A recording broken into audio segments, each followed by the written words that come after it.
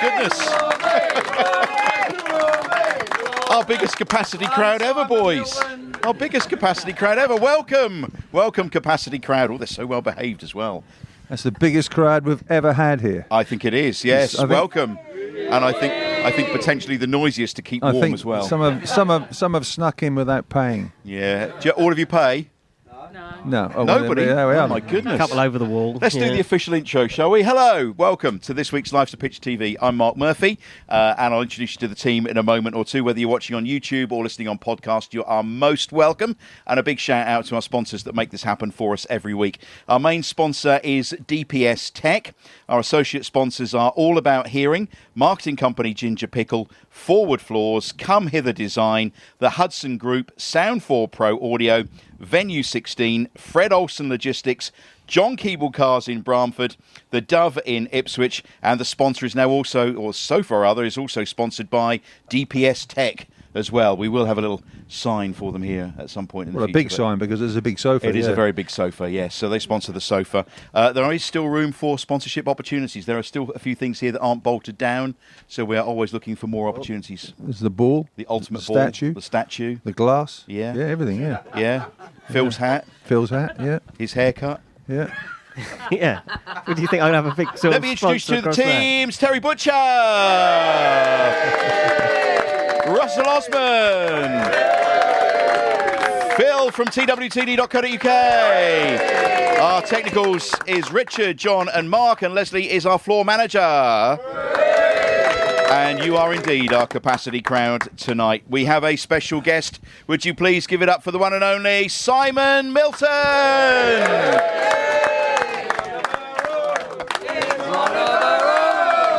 Simon Milton is one of our own.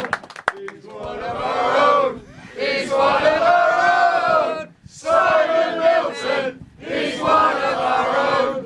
Thank you. Thank you Do for you get that sung at you when you go to the shops? Well, listen, it's been a long time since anybody's sung about me, Mark, so I'll take that. I'll take that intro. Well, you're looking very tanned. Have you been away somewhere warm? I have been away somewhere warm, which means it's cold here at the moment. Just had a 10-day break. Been cruising, actually, which, I really enjoyed, actually. Really enjoyed. First time?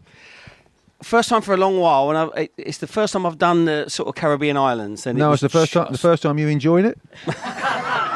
No, I always enjoy myself. But you know me, I always enjoy myself. But no, loved it. Absolutely loved getting away this time of year as well. No, it's always nice, isn't it? Now, you've got your trainers on because we do have our Keep It Up Challenge board. I know you watched the show. You were looking at the leaderboard earlier, and Scoey is still at the top. Your old mucker, 79. I know, that's... And he got bored and gave up. Well, listen, there's only one name I'm looking at beating, and that's Phil Ham. I've looked at that. If I can't beat Phil Ham, right, that's it. Terry didn't. It's over. And Mark, not you, the other Mark, has been texting me all afternoon. Don't forget your trainers. Don't forget your trainers. So, yeah. We're looking forward to doing that a little bit later on. You're really busy at the moment, aren't you, doing all sorts of things? Yes, it's nice to be back involved at the club. And the way the club has gone recently in the last couple of years has just been amazing. So I'm really enjoying being involved back at the club on a match day. And then my full-time job, as you know, is running a charity. So I'm just booking. I'm back to Ghana on the 1st of March. So I'll go out for about 14 days and come back just before the ex-players dinner, which we have every single year. Which is a great night for those who can get a ticket for it. Which is and it's becoming more and more popular. Inducting people into the Hall of Fame, Who are you inducting this year? Well, we can't tell you that, obviously, can we? It was a good try, though. We want to know. Mark, it's not you. Okay. And it's not Phil. Yeah. There should definitely be a journalist section. My biggest claim to fame was I got a vote for Player of the Year once. Did you? I did, yeah. Somebody thought I was the other Murphy, Darryl. And I actually got a vote for Player of the Year. I got one vote. Mark Murphy. So. Well done. I think Darryl's coming to a game soon. I've just been speaking to him in the last couple of weeks, just before I went away. Wants to come back, wants to bring one of his boys over. So, and that's been really nice, getting people to come back, over, who've not been for a while. Shane Supple's coming, to a game in a couple of weeks' time. And getting people like that to being able to come, going around the lounges with them, going to see supporters, they've obviously had a good time here at the football club, so it's really nice to welcome these people. Dale might get a game, mightn't he? Huh? Murph. Oh, good again. We need Listen, he's somebody quick. of his stature. Bring your at the boots, moment. yeah, bring your boots there, right? Yeah. I'm not sure how old he is now. What would he be? Early 40s? Stato Phil will tell us in a second or two. Yeah. He's just Yeah. frantically Googling I that on expected his, that to be on like his that, laptop to be there. fair. He's pretty 40, instant. actually. He's 40, yeah. So he's 41 on the 15th of March this Oh, year. 6 months in it. Yeah. I knew he'd as know. much. But they're pleased to come back now because there's plenty to see and entertain them. It hasn't been like that for a while, has it? No, absolutely. And you're going round, the guys will know. I can remember walking around some of the lounges and they're probably 30, 40% full. And now they're 100% full. And people are, more than welcome to come up and meet the guys and ask questions. And, going around to all the different lounges is just something different that we do. And then before the game, we got players going into the fan zone. And then we've got a halftime interview that players are involved in. And then you've got the guys who are going to do the co-commentary.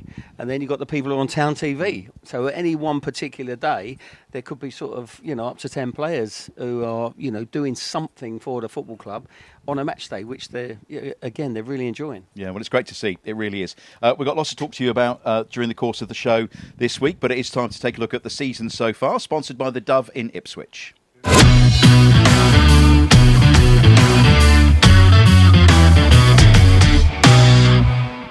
And we were looking ahead to the Sunderland match, Phil, last time we were all here with Marcus Stewart. Who saw the Marcus Stewart show? Yeah. He was fantastic, wasn't he? I sent him a picture of my fridge magnets. And they're not a patch on his, I'll tell you. Not a patch on his. You are very sad, though, aren't you? I know. Fridge magnets. Yes, let's talk about Sunderland instead, shall we? Yeah, yes, Don't please. you collect them? No. Oh, right, okay. If anybody would like to send it in for Terry Butcher, then I can always pass Is it there a on. magazine? You should start a magazine up. What? Fridge magnets. Fridge magnet collecting. Yeah. You could be the Well, star Darren man. Ambrose was on telly the other day with his Lego, wasn't he? Yeah. I've seen that. That's a bit sad as well. That was embarrassing, that wasn't it? The Lego. Do you not collect anything then, Butch? Apart from England caps? Yeah, yellow cards. No, yellow cards. Yeah. Yeah. You're having a go at me tonight, I'll tell you. I'll see 2-0 so far. I'll see you in the car park, yeah. Sunderland match. What a game, wasn't it? Fantastic. What a game. Take us through the match, Phil. Well, yes, it's another sort of, come from behind win. We've made a habit of it this season, haven't we? It was only from one down this time. But, I think at the end of the day, I think we thoroughly deserved to win. I think maybe one or two bits of a bit of nervousness around the ground when Jack Clark put them ahead because he'd had a couple of chances earlier on. But then Caden Jackson scored his goal and I think we grew into it. I think because obviously we had this sort of unfamiliar central midfield, didn't we, that hadn't played together before with Lewis Travis and in particular because obviously he's only just signed. But I think they kind of grew into it, and gradually by the end of the first half, you thought, well, we're quite in control here. And the second half, really, it looked like only one winner, apart from when they missed the one of the worst misses that Portman Road's ever seen. But really, I think we deserve more than perhaps another goal in the second half. But then the smallest man on the pitch pops up, nods home. What a terrific header. We talked about that. He was our very first guest on Life's a Pitch TV at the beginning of the season, and he talked about being in the box and people ignoring him because he is so small and they don't think he's going to do anything. But it was a bullet header, wasn't it? Yeah, well, he's a bit like Phil. He's very, very small. So, I mean, As incidentally, Kieran McKenna made reference to this in his post-match press conference because someone said, 5'6", how did he kind of win? And Kieran said, I think he's 5'7". He said, I'm sure Phil will stand up for the little guys here. Which was, thanks, We're Kieran. trying to ignore Phil as well. Yeah, that's right. Yeah, but yes, as you say, he kind of everyone moves around him, and he just sort of stands still, doesn't he, and just waits for his moment, and then makes the. Well, you don't. I mean, normally you would pick up a big man, and all the big men do. Yeah. But he's just there, and the movement they have, the understanding that they have, and the delivery that they have is spot on. So Tanner scored so many goals from that sort of routine, and if it's not Connor Chaplin, it's Wes Burns on the other side, on the right hand side. So. If it ain't broke, don't fix it. So you just carry on doing it. If teams are going to be so naive, it's Set great. pieces are very good, aren't they? They work on it, you can tell, can't you? If the delivery is right and the movement of the players and the timing of the runs right, and then it's just down to the finish, and we've got players that can finish, and Connor's a classic for that. And unusual to see a headed goal these days. We talked about this the other week. There aren't so many these days, but he took it so well, didn't he? I missed the game. I was sorry about Cruising? that. I was in the middle of the Yeah. Caribbean, but somebody had to. And Moving on. Get Sky there. But I've obviously seen the goals. Really pleased for Caden Jackson.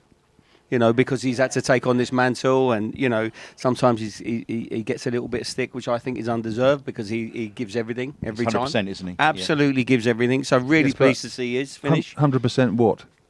Effort. 100% good, 100% average, 100% effort. You can't fault his work rate. So No, you can't. You and can't, the manager gives him the shirt, and all he can do is go out there and do his best. So I was pleased that he got the goal. But yeah, Chaplin's goal's a great goal, isn't it? I mean, but the pace is on the ball, and he hits the target, doesn't he? With his shots and his headers, and he's a very, very important striker. His finishing, there's very few players that we've had. I mean, we had Marcus Stewart last week, terrific finisher. Yeah. But you can't remember too many better since Marcus Stewart than Connor Chaplin, can you? Really? His strike on the ball's terrific. Yeah. With both feet. Yeah. And he's very, very quick. So a little half chance for somebody else is like a full chance for him.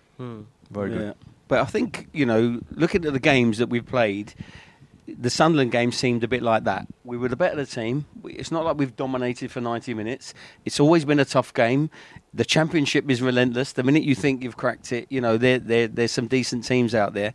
But we've come away worthy winners. Yeah, the other thing I thought about that game was, if you go back to the first game of the season against Sunderland, they dominated possession in that game. Yeah. We looked very dangerous in that game and had and obviously won 2-1, but they were in control of that game for long spells, weren't they? Well, that wasn't really the same, was it, last week? I think that shows how much we've grown over the course of the season. I think every game we play now, Phil, when we're playing teams for the second time round this season, they all know more about us.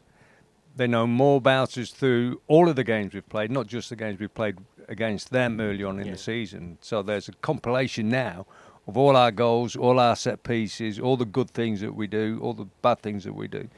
And people sift through that from top to bottom, and they don't miss a trick these days. All the analysts are there, and they go through everything like a fine-tooth comb, and it'll get tough this season. That's a big job now. That's totally different. In the old Massive. days, it'll be the manager and the coaches watching the videos, wouldn't it, about the other teams? Whereas now, the analysts can pick up any cross from the right, from the left, any set piece, and they do all that work and then produce it for the manager, who just sits through the bits that he wants to see. Yeah, I mean, I spoke to Brian Hamilton the other week. Well, he spoke to me because I didn't. You can't get a word in edgeways, but he spoke to me. I did ask him how many. And he said to me, "Do you know how many analysts there are at the football club, Ipswich?" I was like, 15, 20. He says 54. 54 analysts. But, I mean, Brian, initially it was 24, then went up to 54. You know how long Brian can talk. That was 54. But they had a picture of the staff. They had the players and the kit and everything else like that, and then the staff. It nearly, when you actually just taken from the stand, when you actually look at it, it's nearly as wide as the width of the other stand. It's 18-yard enormous. box to 18-yard box. Yeah, Really. and the one thing I'm going to say as well, if you look at the dugouts, because we're right above the dugouts, they have the laptops. Every team has at least 2 laptops there, and whenever something happens in play, the manager and the coaches, the head coach, whoever it is, will come and have a look at the replay. They'll replay it and all that sort of thing. I thought, many years ago it wasn't allowed, was it? So now it is allowed, but it is. I think that's a contentious point, because when they go and look at the monitors, the fourth official then can possibly become a major target, because if the referee's got the decision wrong. Would he for you, Butch, if you were managing today? Just going to say the same question. Yeah. I would have lost a laptop somewhere, I will tell you. Flying laptops. Yeah, You might have disappeared up something. I don't know. Yeah, but I mean, it is a new part of the game, and it's something that Town have taken on to their advantage as well and used it very well. I mean, the setup is Premier League setup now, isn't it? Well, you see it, Mills, don't you? Yeah, I think that's what they've tried to do. And I think when Kieran McKenna came in, I think it was a great opportunity for him, because it was his first big job. And then they've given him absolutely everything that he's wanted. And bearing in mind, he spent time at Tottenham and Man United. He knows what he wants. He's seen everything that they do. And in Division 1, we did a level of what they do. We've gone to the Championship. He's now doing another level. And, they've got this, the old golf buggy. Where when you were there, Dick used to drive the old golf buggy, didn't he, with the bag of balls and put the balls around the training ground. They've got a golf buggy with a television screen bigger than that on it now. So the screen is used in training now. So when they're going onto their set pieces, you walk off, you get a drink, you watch this. An analyst shows you that, then you go back and do it. So technology has made a. I could just imagine Paul Mariner in that buggy. I'll tell you now. The police cars would be chasing that. Did you see the Bristol City game midweek? No, I didn't. Liam Manning. Yeah, he was in charge of the under-16s when I was doing the under-18s. So Liam's a very good coach. If he gets the same backing of Bristol City that Kieran McKenna's had at Ipswich, not only from the club as far as the finances is concerned, but the support as well, because they're a bit fickle, the Bristol City crowd there. If he gets the support and the financial backing from the club, they will go somewhere quick under him. Yeah, very, He's very doing bright. very well. They played with a lot of aggression the other night as well. And Hoggy's with him as well, isn't he? Chris Hogg, another player that was here. I know that George goes up there sort of when he can to watch because it's his son-in-law. And that's what they're looking at. You know, Liam Manning came to the football club as probably a 13, 14-year-old. Yeah. You know, and worked his way through to the academy, probably signed a 2-year scholarship from 16 to 18, but never quite made it. And has gone straight into that coaching role under probably Brian Clew at the time. Has started coaching with the academies and has worked his way through and is now, like you say, carving out a career for himself and you know, bright young manager. But he needs the support that you're talking about that Kieran's got to have. Kieran's is basically what he's asked for, he's got. Yeah. And they've said, you know, whilst everything's going in the right direction, you keep asking. It's also who. You look at his backroom staff, that's his staff. Yeah. Do you know what I mean? That is it. So they give you the finance that the club are spending to bring in the players that they're getting, but also to bring in the facilities, the training grounds upgraded, the pitches upgraded, the stadiums upgraded, then all the technology and all the analyst stuff. But also, I want that goalkeeping coach, and I want that coach, and I want that guy. I just love going early to the ground and watching the sprinklers. It's great. It's a great show, by the way. I mean, I advise people to go and watch it because we've never had it's like that. the Bellagio in Las Vegas, isn't it? You just need some lights and some music, and up they go. Yeah, it's amazing. They all move around as well and all that sort of thing. It's brilliant. Yeah. They're quite entertaining because they do just see people getting in early. We stand on the centre line and we know exactly where they're going to go. You don't have a sweepstake as to who's going to get wet first, do you? Things like that would be good. Who are we playing next, everybody? Leicester City. Leicester City on Monday. Monday night. What do we think, boys? I'm going to that game. That's a tough game. I mean, I would sit here right now and say, go there, don't get beat, come away with a point away from home, which obviously stops them going a couple of points ahead, and putting in again. I mean, how many times are we on telly this year? It's unbelievable, and good performances on telly as well. Because there was a few years where we didn't do well on the telly. I know we didn't want the telly games. Did you remember BBC One, Butch? Don't you? Yeah, moving on, Mark. Moving on. But they're a good side, and at this moment in time, you can't argue. They're the best side in the league. They've had a great start. The managers come in and kept them going. And the fact that we are nestled in between the three teams that came down with the biggest budgets in the league is testament to what the club is doing. Yeah, it's extraordinary, really. And and they've actually got 1 or 2 injury worries ahead of the game on Kiernan Dewsbury Hall, who is a key man for them. That's a great name, isn't it? I know. Dewsbury Hall. I know. Yeah. And I mean, he picked up a knock in there last game, although you wonder whether managers do say this. Is that when they got beat by Coventry? They got beaten 3-1 by Coventry, and didn't look all that in that game. So then, they're not kind of unbeatable. I think that's fair to say. No, we did well against them, didn't we? Second half was very good. Second half, I thought we were better side, weren't we? So they've got sort of players away at the Africa Cup of Nations and at the Asia Cup. And they've got Ndidi is sidelined until April. So there's 1 or 2 little kind of. It happens this time of year, doesn't it? You lose players, whoever you are. We've lost 1 or 2 players. They've lost 1 or 2 players. It's a big club, aren't they? Massive club. Yeah. Do you keep much of an eye on them, Russ? Obviously, a former player of theirs. Yeah, I still watch them.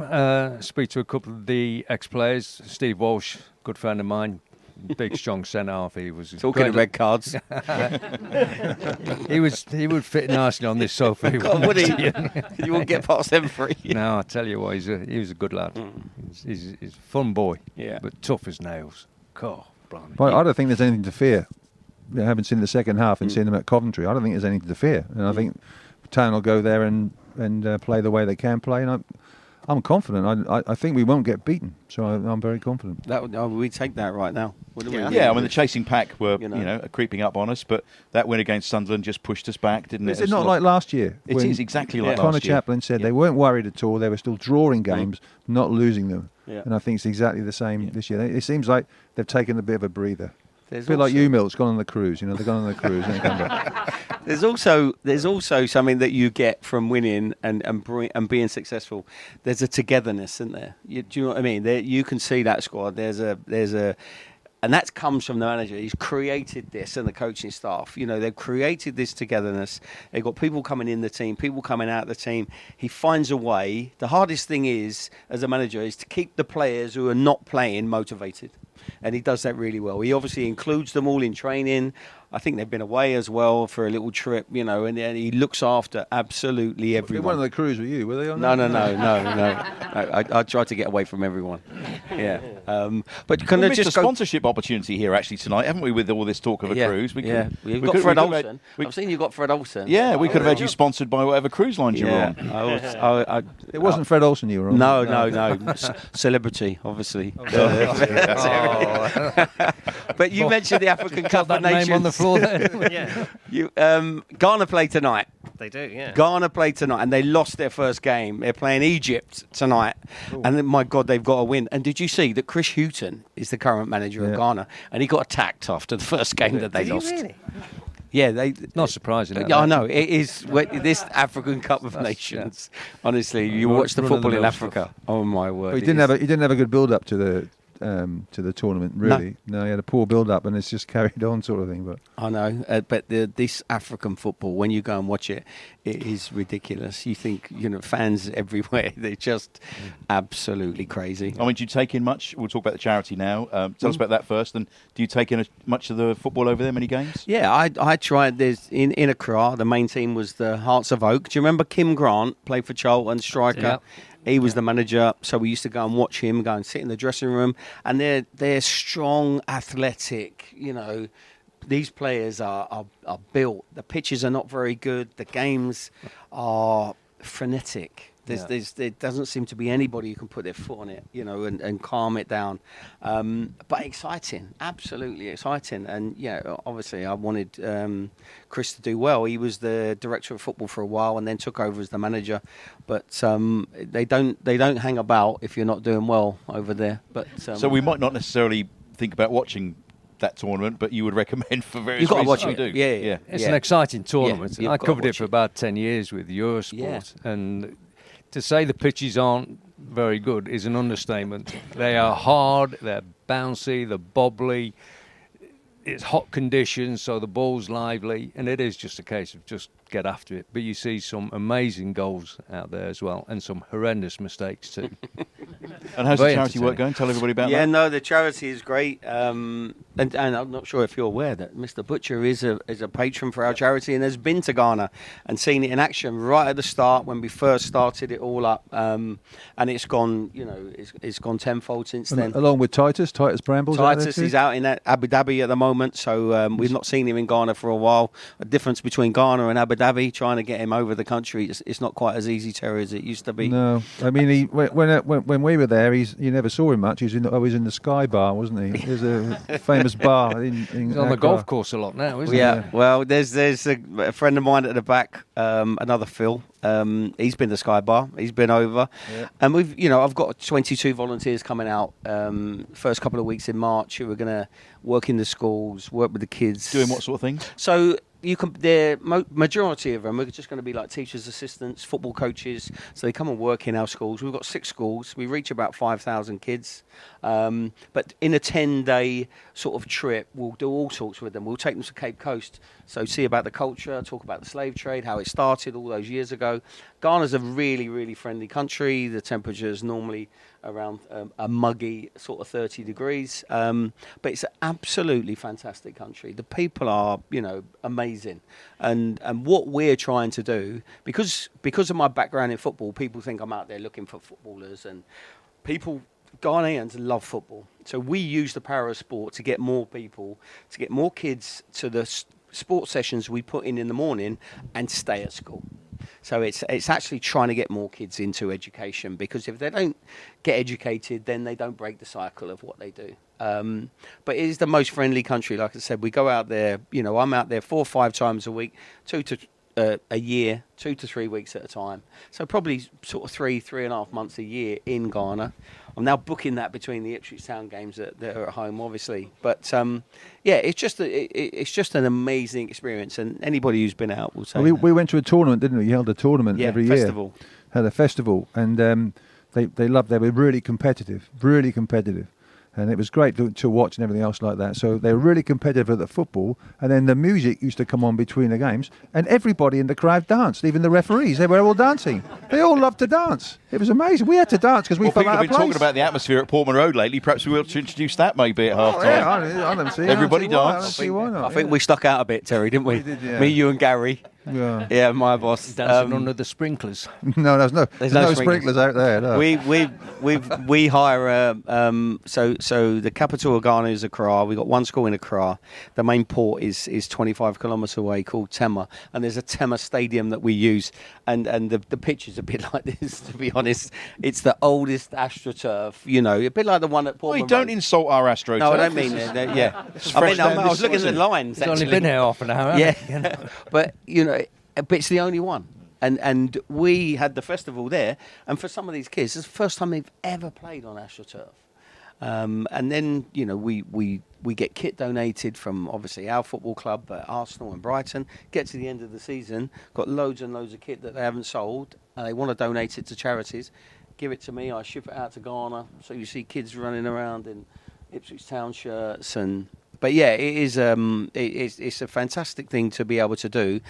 Probably at this stage of my career, because you really begin to understand how much you get out of it, they get out of it. When I'm taking people like Phil, who came last time, you can see what the kids get out of it, because we totally refurbished one of our school blocks. But you actually then sit down with Phil, and he talks about what he got out of it personally, because these kids have got nothing, but they're so happy because they don't miss anything.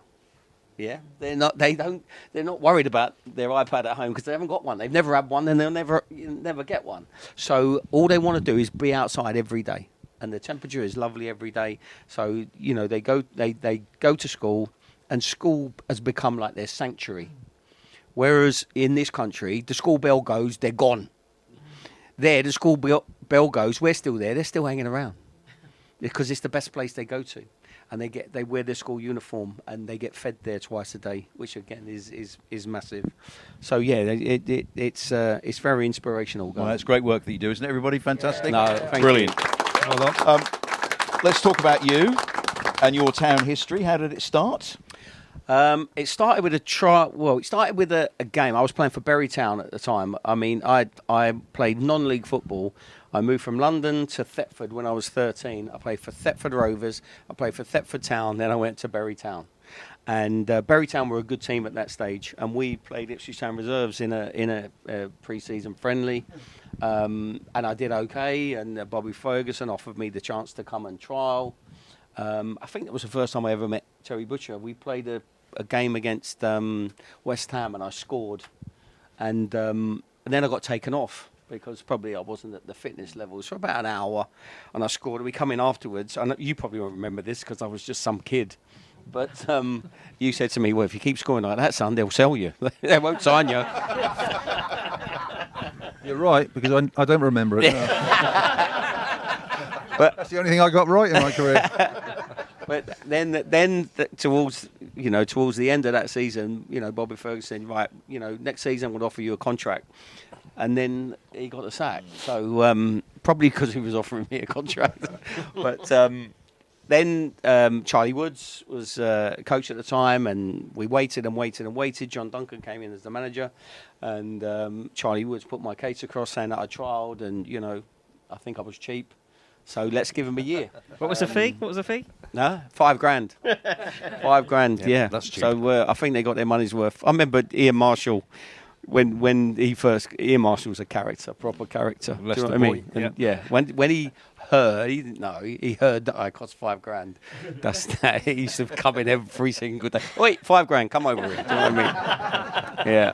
So Tough school. yeah, and it was a tough school, and coming, I'm 23 years old, going into a dressing room with people like Jason Dezell and Mickey Stockwell and Frankie Yallop, who I'm older than, and they got 100 games under their belt before. So you've got to show something. You've got to show that you can play at this level. You're the boy from non-league, and I went out on loan a couple of times, Torquay and Exeter, came back, played about the last 8-10 games of that first season under John Duncan, and then got my second contract, and then you're going again. But once you've come out of non-league to a professional club, you don't want to go back. Did you ever think that you would make it? No. At times you had doubts. I think I had doubts, when you're not playing and you're desperately trying to get in the team. But it's almost like you go from a non-league team where you feel you're a decent player, and then you go into the training sessions with these levels and go, oh my God, I thought there were some decent players around, but everybody is fit and strong and good players. But I think you've got to work out what you're good at, and also I believed they're looking at your character as well. Well, it sort of made you hungrier. Yeah. If the players that are in have got contracts, but when you came in, so what did you do before when you were 23 when you came in? So I was working for a company, an engineering company. I was spraying these big cherry pickers, and then I worked for a guy who owned Bury Town Football Club. And because the company I was working for, it was really difficult to get away on. They wanted me to work Saturday morning, and obviously the game, Bury Town. So he said, listen, I'll pay you, come and work for us. And, in the end, it all worked out. But because of coming through that different way, not come through the academies, do you know what I mean? Not being... But suddenly having to do it full time, Mills, is a big impact on your body as well. Massive. It's not turning up on a Tuesday night, Thursday night just to do training. Yeah. You're doing it Monday all day, Tuesday, Wednesday, Thursday. Yeah. And the quality of people that you're looking at, you're thinking, blimey, every day these boys are at it. Yeah, and I love training. I trained hard, and I had to train hard. It was something that straight away I came in, I trained hard. Some players, drift through training, don't they? Yeah. But I trained hard, and that was the way that I think made a difference to me. And then you got to find a way to get in a team. Yeah, you should have done what Walkie did, just train on a Friday. Mate, listen. Well, you can imagine when I come back and Walkie come and played in our team. Bob Geldof, we called him, because he didn't like Mondays. He never trained on a Monday. George Birdie, when George was the manager at the end, he'd say, Walkie, you training today? And Walkie go, what are you doing? He goes, well, we're going to start with a run. He goes, stop you there. If he said we're having a five-a-side, or we're going to have a bit of head tennis, I mean, we're talking about a guy that had an unbelievable career with you guys, and then had an unbelievable career with like me and Stockers and Jason and Chris Kiwamya. Yeah. Just amazing. But training for me, went up a level, get as fit as I can, and how do I get myself in that team? And I played in midfield, and I will play on the left, I'd play on the right, I'd play in the middle, and I'd play wherever the manager wanted me to. If he said go and play on the left today, no problem. And you just get yourself in that team and do a job and become an important member of the squad, really. You went on, of course, to have great success, didn't you, with Ipswich Town? A certain team that got promotion to the Premier League. Yeah. What was that like? You've had Jason. It was just amazing. If I look at our team, we didn't have any superstars. We didn't have the biggest budget, but we had the best manager. John Lyall was the best manager in that league. Forget the rest. He was the best. He came in, he totally transformed what we were doing, how we would play. He was open and honest with you. He'd come and sit down. He was super smart. Do you know what I mean? You go to John with a contract negotiation thinking, I've done well here, I'm going to get a rise. And then you walk out going, God, I'm lucky to be here. It was a bit like that with Bobby Robson. Bobby Robson, there.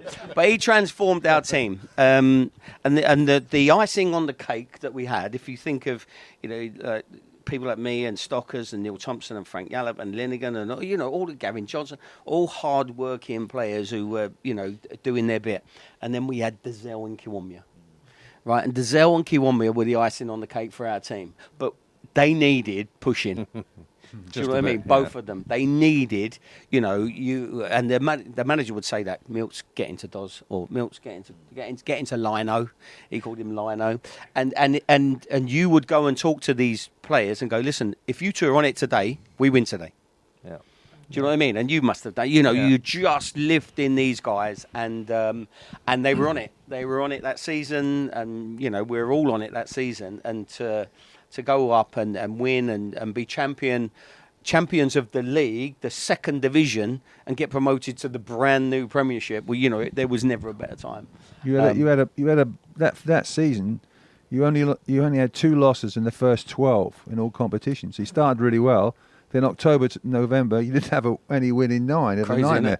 But the last 22 games, you won 14, drew 5, and only lost 3. So you timed like Town did last year. You timed your run really, really well. I remember the manager. I remember having a really settled side, and John Lyle had come in and he'd say same team, same subs. So. And we used to take one extra player. Do you remember David Gregory? Neil Gregory. So David Gregory would be the spare man. So if somebody got ill, he would be the person. So he'd always travel with. But the spare man would also cook the food. Yeah. Right? So on the coach. In the microwave. Do you know what I mean? So he'd go like this. So I remember John Lyle said, this is the 6th time I've said this on the trot. Same team, same subs. And he went, same chef. But we had such a great group of lads. Again, all of those players believed in what John Lyle was doing. He enhanced everybody's career, and he just treated you well. And he had we had Mick McGivern with him, and Mick McGivern was no fun whatsoever. I used to have to interview Mick McGivern, how hard? And it was very hard. Yeah. Goodness knows what it's like to work with him. Yeah, absolutely. In all the years I've seen him afterwards and all that, he was at Chelsea for years. I bump into him just a night. But when he was your first team coach, my God, he was a dour man. And John was the character. John was the lively one, and obviously he kept Charlie with him at all times. You know what Charlie was like, and it was it was tough. I mean, I look at when I first joined the club, it was tough. I was scared of Charlie Woods. You were scared of Bobby Ferguson. Scared of Charlie Woods? I was scared of Charlie Woods. Yeah, because but he's not very big, Charlie. No, I know, but I think that I'm scared of them because I think this person or these people have got my career. Yeah, well, that's what Fergie was like, wasn't it? Under Bobby Robson when he was first team coach. Crikey! The number of times you get locked in the referee's room and had a head-to-head with him. Jeez.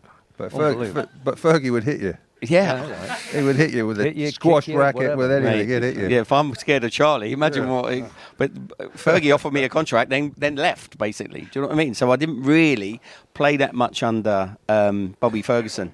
But yeah, during that time, they're great friends now. As you say, we got the ex-players dinner coming up.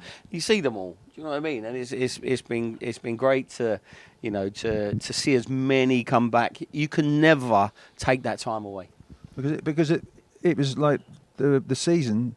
It's a strange season because it was a season where the next season was the Premier League, and you could see all clubs trying to get into that. They wanted to be part of that, and that great run you had at the end of the season got you into the Premier League. Yeah. That was another level sort of thing. And Ahead of Blackburn. Did your pay go up after that, or did it? Yeah. It went up, not as much as some, but it certainly helped. And then we got 3 years later when we got relegated, it went down again. Yeah. Don't worry about that.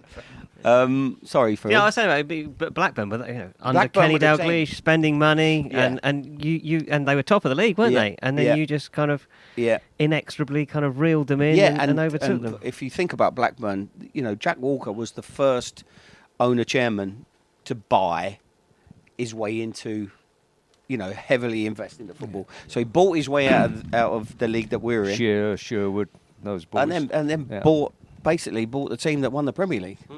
Didn't he? Like the first one really that he was the Abramovich of his time, wasn't he? And he had a vision, but he was, the thing about his story was he was from Blackburn, wasn't it? Do you know what I mean? And he'd made all his money in that area and wanted his team to do well. So the Premier League then? Premier League was whole tough. New game. Yeah, so tough.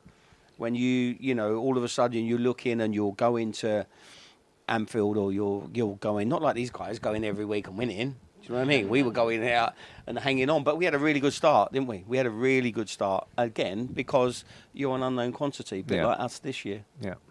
So in that Premier League, the inaugural Premier League, was Norwich. Yeah, they're on fire. Well done. They're on fire this week. They're on fire. Blackburn, of course. QPR, Sheffield Wednesday, Wimbledon, Coventry, Leeds, Southampton, Middlesbrough, and Oldham. Now, would you believe Oldham were in the Premier League? Yeah. The first Premier League.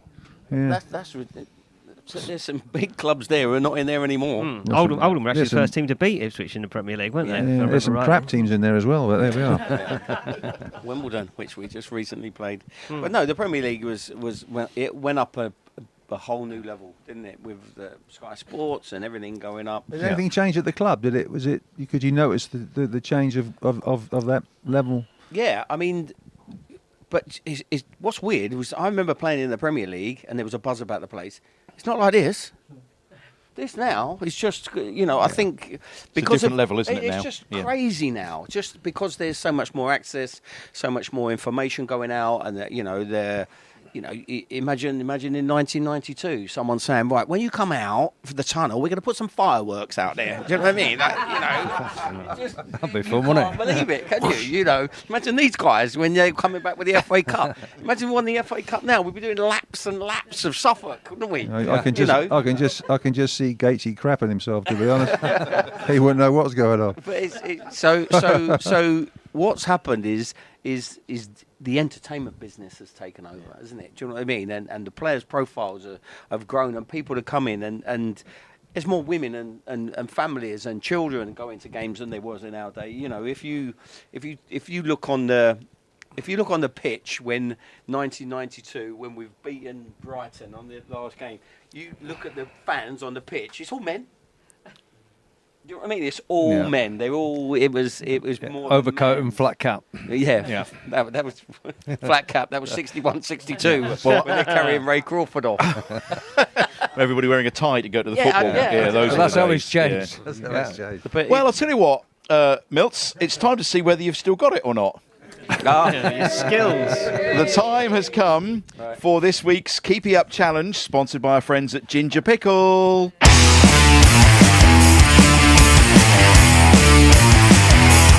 So, there's your ball, Milts. There's your ball, okay. Yep.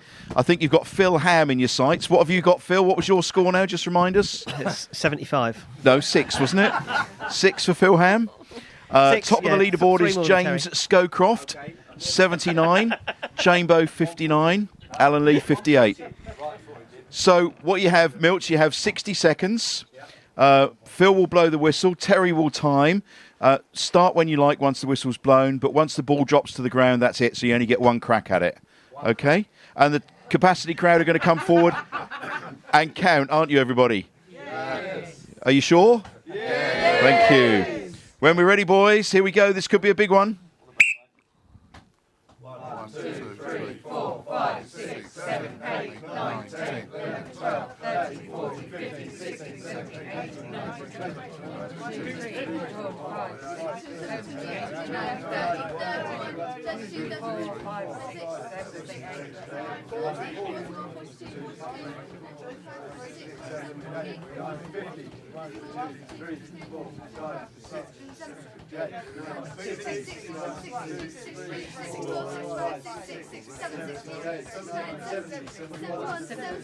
Oh, unbelievable.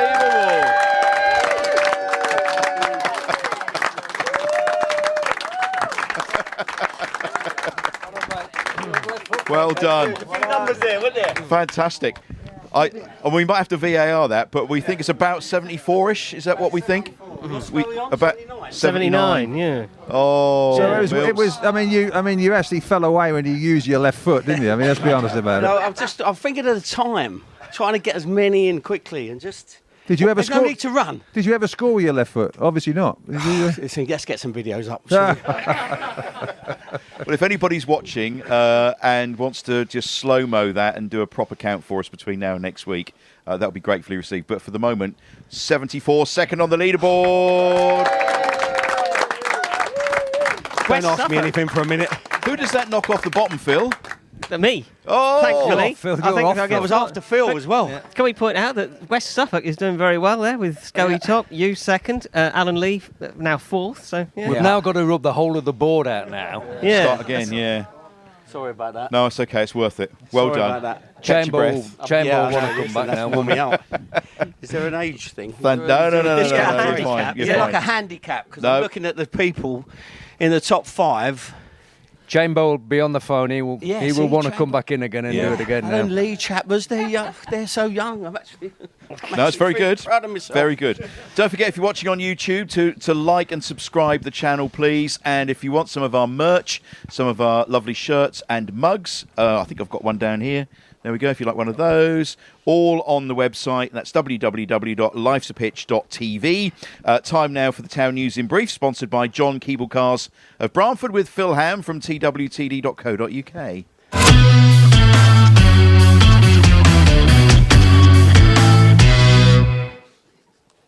Still not liking this hat, I have to say. But there you go. We love it, don't we, everybody? we love it.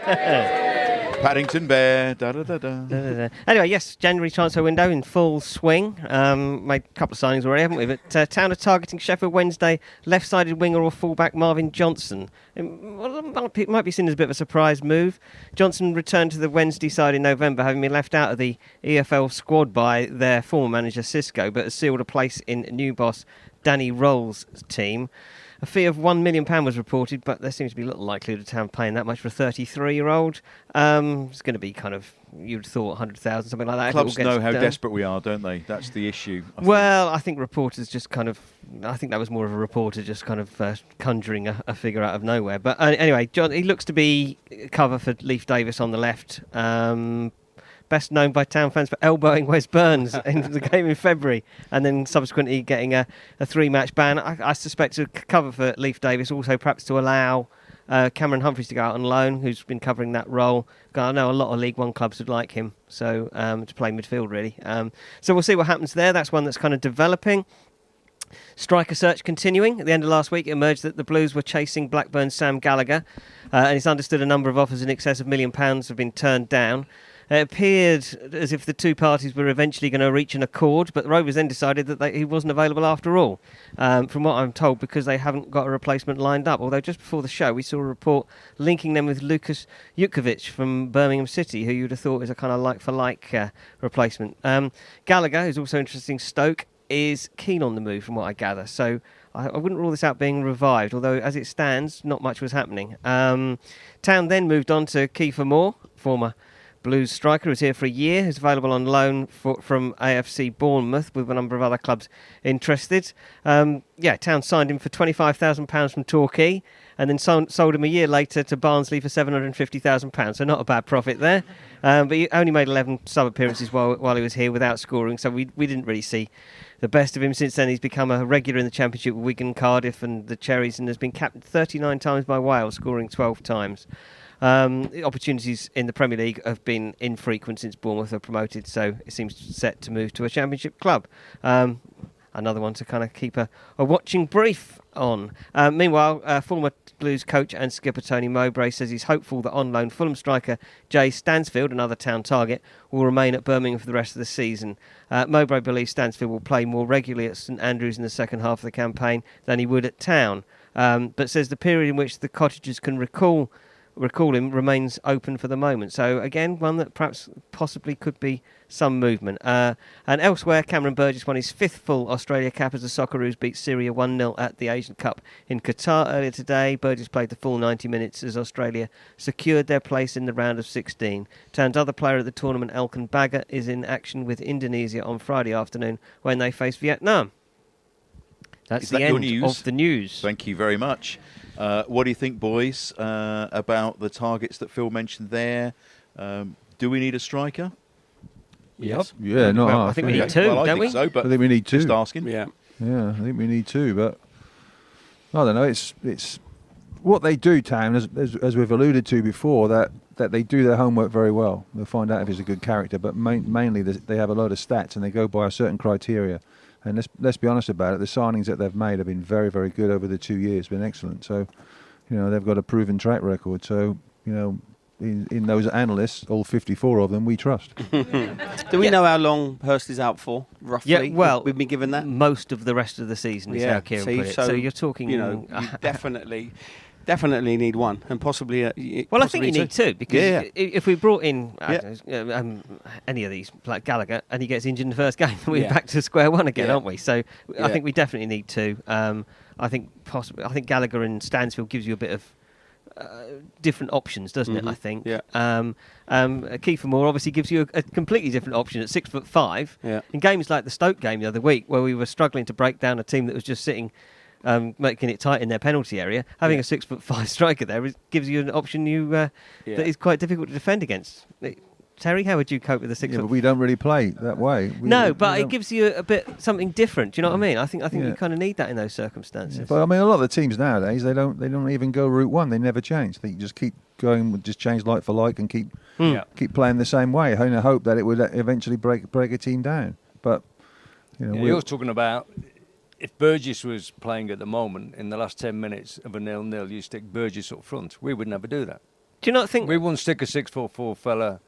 I think Kieran's done it once or twice back in League One, on one or two occasions with Burgess. But, I don't think... this is kind of suggesting that Kiefer Moore, all he is kind of a fellow who's 6'5". I think there's more to his game than that. But it does allow you to get crosses in and have someone who's kind of beating people in the air. Two managers here. Two managers. What's it like at this period when you're trying to get players in? Because every manager's trying to get players in.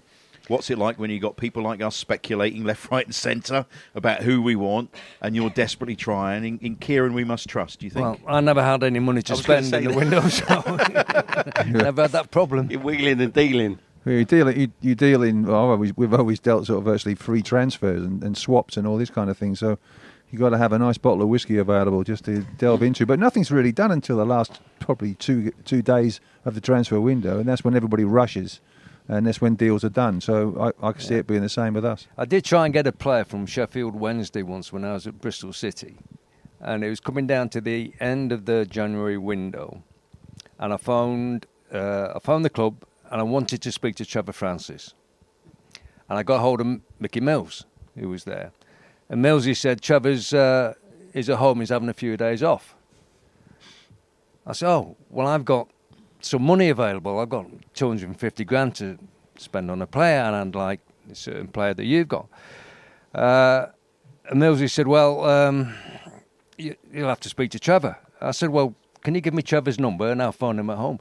No, he doesn't want to be disturbed. I said, Millsy, I'm trying to spend the only money I've ever had in my life to spend on a player, and you're saying you're not allowed to speak to him either. He says, no, I'm not supposed to call him while he's having a few days break. And that was it. They didn't want to sell a player. Again, so it's a different world now, isn't it? It's a different world. It's the recruitment team talking with the director of football, talking with the manager, and then going to Mark Ashton, and the conversations are done, and they're also done very quietly, aren't they?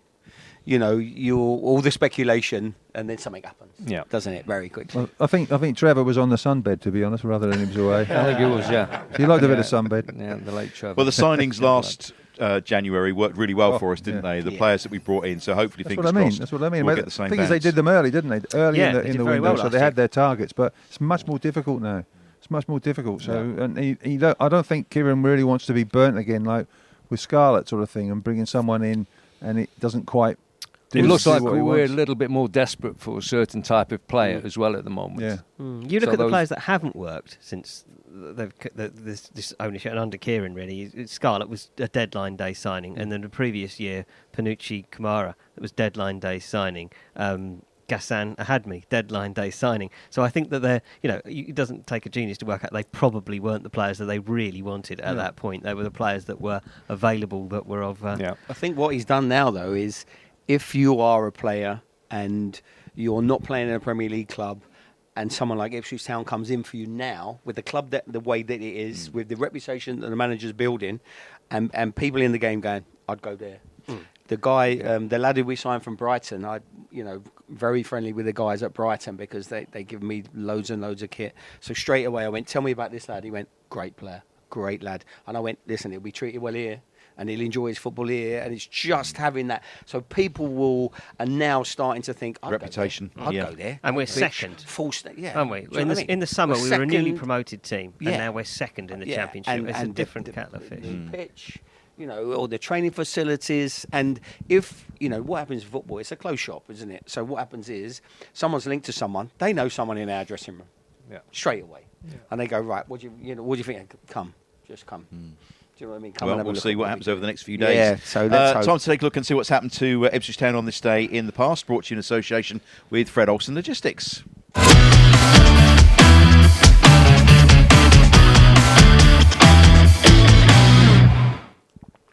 Well, on this day, the 18th of January, we actually go back, first of all, to 1936. No, I wasn't. Lovely. If you don't remember this one, it's in black and white.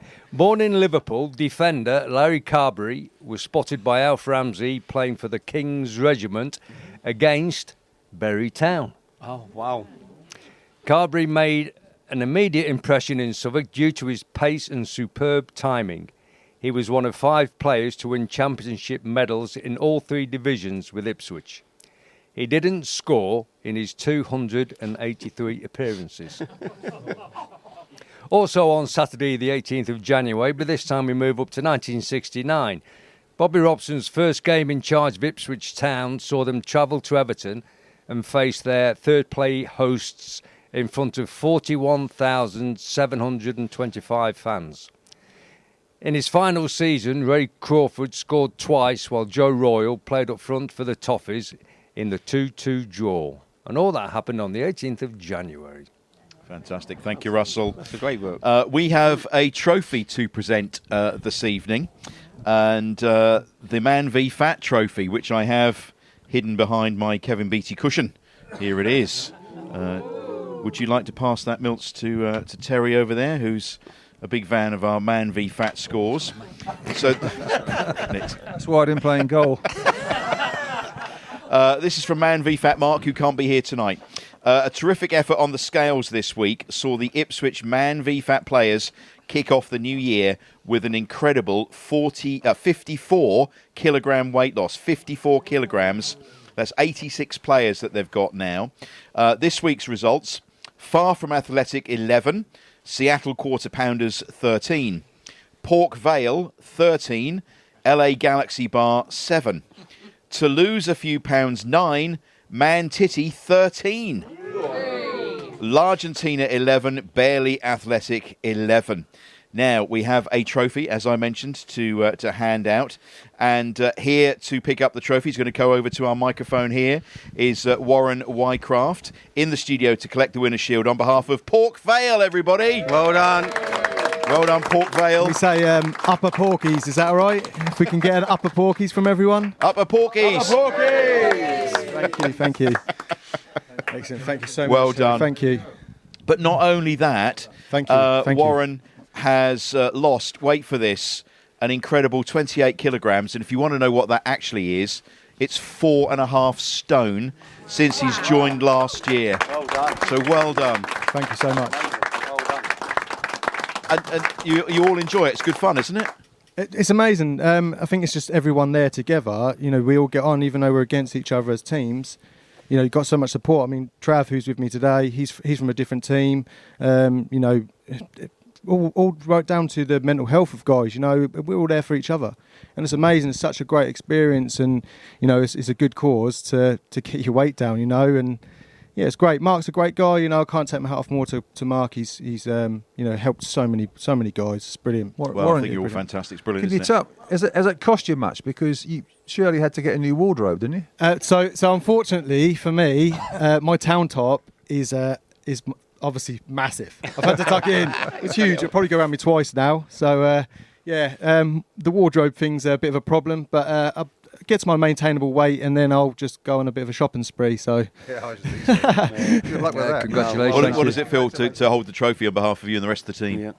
it's brilliant, absolutely brilliant. Shame some of the other guys couldn't make it tonight. I did invite them, but yeah, lazy and got loads of excuses, obviously. No worries. Well, give him a big round of applause, everybody. Well done. Thank you. Port Vale. Up the Porkies. Up the Porkies. I'm not sure we can get any more in, by the way. No. I mean, this is busy. I've brought 3. I've brought my agent, my manager, and my minder. Well, Phil's had 4 mentions tonight already. Yeah. You can see him. You can see which one's the minder when he comes out of the cupboard. What do you make of the crowd this week? Oh, sorry. Yes. Yes. Yeah. Fantastic. Yeah, good. Well done. I think they're very good, and with the fact that they cheered when we mentioned Norwich before was very, very good. There we go. Yeah, on the ball. You can't say on the ball, can you? Because that's one of theirs. No, you can't. No. Yeah. Should we move on? Yeah. Yes, move on. Big round of applause, Simon Milton. Thank you.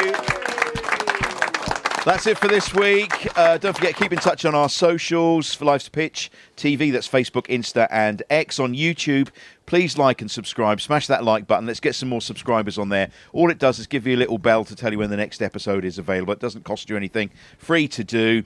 Life's a Pitch TV is the web address as well. www.lifesapitch.tv to buy the merch. Thanks once again to our main sponsors, DPS Tech. Also sponsored by, here we go, All About Hearing, marketing company Ginger Pickle, Forward Floors, Come Hither Design, the Hudson Group, Sound 4 Pro Audio, Fred Olsen Logistics, John Keeble Cars in Bramford, the Dove in St Helens Street in Ipswich, and DPS Tech also now sponsor the sofa. Thank you, Capacity Crowd. We're done. Up the town, everybody. Up the town. Up the Porkies.